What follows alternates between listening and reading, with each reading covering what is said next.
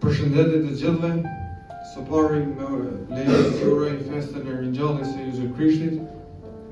Sot me rastin e pagëzimit dua të ndaj shkurtimisht dëshminë time rreth rrugëtimit tim në besim te Jezusi. Pra, si çdo dëshmi apo histori besimi, edhe imja ka disa anë dhe mund të shihet ose tregohet nga këndvështrime të ndryshme. Disa prej tyre mund t'i kem përmendur edhe më parë, ndërsa disa detaje mund të mungojnë sot. Megjithatë, do të përpiqem t'ju tregoj një përmbledhje të këtij rrugëtimi.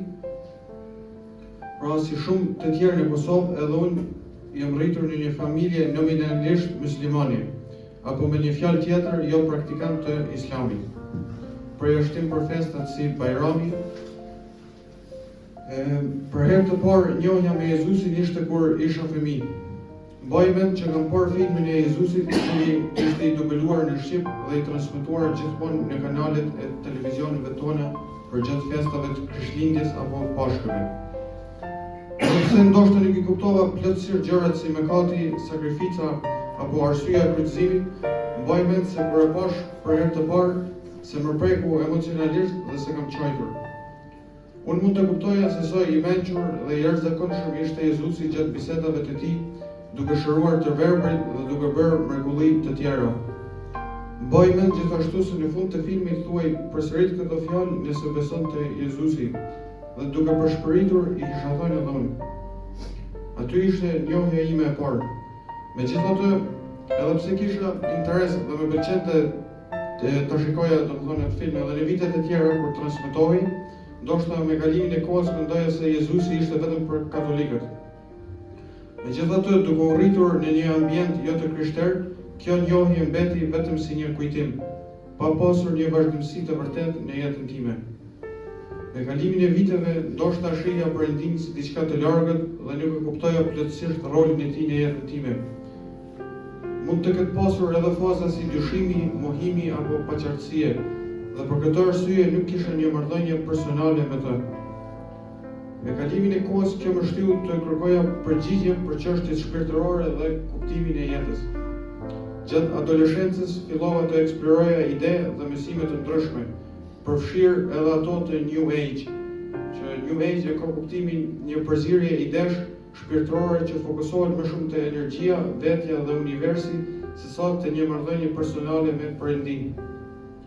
Si rezultat, kisha krijuar një kuptim të paqartë dhe ndonjëherë të shtëmbruar për Jezusin.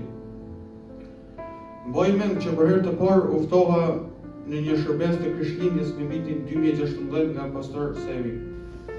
Pra, edhe pse ishte një përvojë e veçantë, nuk vazhdova rregullisht. Megjithatë, edhe gjatë kësaj kohe, Zoti po punonte në jetën time, në mënyrë që unë nuk i kuptoja plotësisht. Më vonë, gjatë viteve 2020-2021, pata mundësi të marr pjesë edhe në disa shërbesa të tjera me tema të veçanta. Por vetëm ka fundi i vitit 2021 morra vendimin të filloja të shkoja vazhdimisht. Ndonse në fillim ky vendim nuk erdhi plotësisht nga një kuptim i thellë për shpëtimin, isha i tërhequr nga kultura dhe mënyra të jetuarit me besim që shihja të tjerët. Kjo më shtyu që të kërkoja këtë paqe edhe për veten time. Prej atëherë gjërat filluan të ndryshonin. Nëse më parë Jezusin e shihja vetëm si një figurë mistike që kaloi vitet në Egjipt apo Indi duke u ndriçuar, tani po njehja figurën e tij të vërtetë përmes ungjillit dhe jo ashtu siç e kisha dëgjuar nga gurut apo mësues shpirtëror të cilët po bazoheshin tek shkrime shumë të vëndshme gnostike apo duke marrë një varg prej Biblës dhe duke nxjerrë total nga konteksti. Kuptova se ai nuk ishte thjesht një simbol i energjisë, por shpëtimtari që erdhi për mëkatet tona, i cili s'na kërkon të shkojmë në një tempull në Indi apo të kryejmë rituale në vendet ashtu quajtura të shenjta, por Jezusi është ai i cili na fton në pendim. Nëse më parë nuk e njihja mëkatin, tani po e njihja. Kështu pas një kohë duke dëgjuar fjalën e Zotit, nuk po shikoja me gjërat e pahishme në televizion apo internet.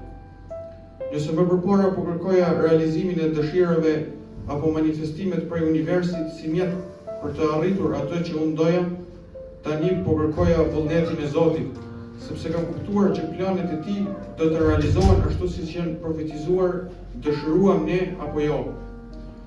Unë besoj se Jezusi vdiq në kryq për të paguar pagën e mëkateve të mia dhe u ringjall pas 3 ditësh, dhe besoj se ai një ditë do të kthehet përsëri.